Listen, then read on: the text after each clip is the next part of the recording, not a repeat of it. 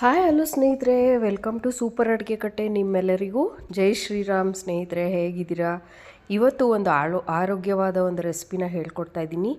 ಬಾಯಿ ಬಸಳೆ ಸೊಪ್ಪು ಎಲ್ಲರಿಗೂ ಗೊತ್ತಿರೋದೆ ಎಷ್ಟು ಆರೋಗ್ಯಕ್ಕೆ ಒಳ್ಳೆಯದು ಅಂತ. ಈ ಬಾಯಿ ಬಸಳೆ ಸೊಪ್ಪು ಉಪಯೋಗಿಸೋದ್ರಿಂದ ಆಗಾಗ ನಮ್ಮ ಅಡುಗೆಗಳಲ್ಲಿ ಬಾಯಿ ಹುಣ್ಣು, ಹೊಟ್ಟೆಯಲ್ಲಿ ಹುಣ್ಣು ಎಲ್ಲ ಕಡಿಮೆ ಆಗುತ್ತೆ ಅಂತ ಹೇಳ್ತಾರೆ.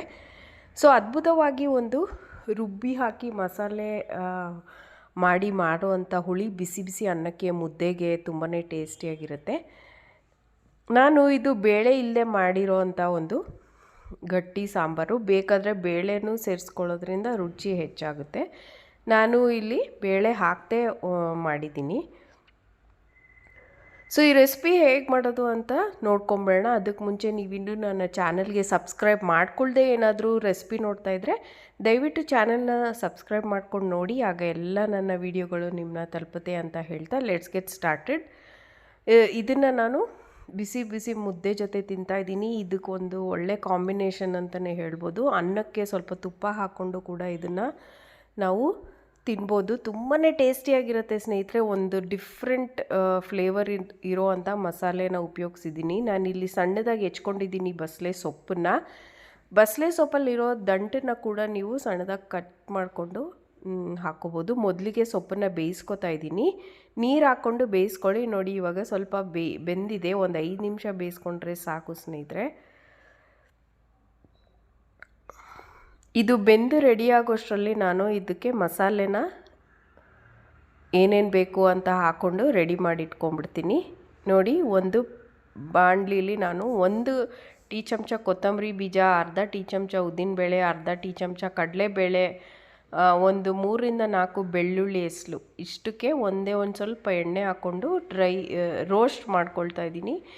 ಘಮ ಬರೋ ತನಕ ಇದನ್ನು ರೋಸ್ಟ್ ಮಾಡ್ಕೊಳ್ತೀನಿ.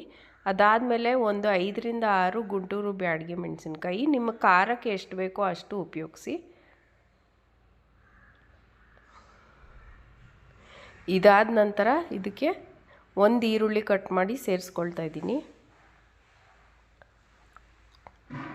ಈರುಳ್ಳಿ ಎಲ್ಲ ಕಲರು ಚೆನ್ನಾಗಿ ಚೇಂಜ್ ಆಗೋವರೆಗೂ ಇದನ್ನು ನಾನು ಫ್ರೈ ಮಾಡ್ಕೊಳ್ತೀನಿ. ಈಗ 1 ಟೊಮೆಟೊ ಕೂಡ ಸೇರಿಸ್ಕೊಳ್ತಾ ಇದ್ದೀನಿ. ಎಲ್ಲ ಸಾಫ್ಟಾಗಿ ಮ್ಯಾಶ್ ಥರ ಆಗೋವರೆಗೂ ಫ್ರೈ ಮಾಡ್ಕೊಳ್ತೀನಿ. ನೋಡಿ, ಈಗ ಇದಕ್ಕೆ ಒಂದು ಅರ್ಧ ಕಪ್ನಷ್ಟು ಒಣ ಕೊಬ್ಬರಿನ ಸೇರಿಸ್ಕೊಳ್ತೀನಿ ರುಬ್ಬಕ್ಕೆ.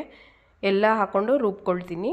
ನೋಡಿ, ನುಣ್ಣಗೆ ರುಬ್ಕೋಬೇಕು. ಮಸಾಲೆ ತಯಾರಾಗೋಯ್ತು. ಈಗ ಬೆಂದಿರೋ ಬಸಳೆ ಸೊಪ್ಪಿಗೆ ರುಬ್ಬಿರೋ ಅಂಥ ಮಸಾಲ ಮಿಶ್ರಣನ ಸೇರಿಸ್ಕೊಂಡು ಗಟ್ಟಿಗೆ ನಾನು ಇದನ್ನು ಕುದಿಸ್ಕೊಳ್ತೀನಿ. ಈಗ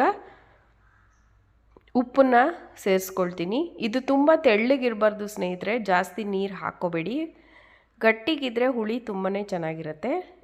ಇದಕ್ಕೆ ಎಣ್ಣೆ, ಸಾಸಿವೆ, ಒಗ್ಗರಣೆ, ಕರ್ಬೇವಿನ ಸೊಪ್ಪನ್ನ ಹಾಕ್ಕೊಂಡ್ರೆ ರೆಡಿ ಆಗೋಯ್ತು ನಮ್ಮ ಬಾಯಿ ಬಸಳೆ ಸೊಪ್ಪಿನ ಕೂಟು.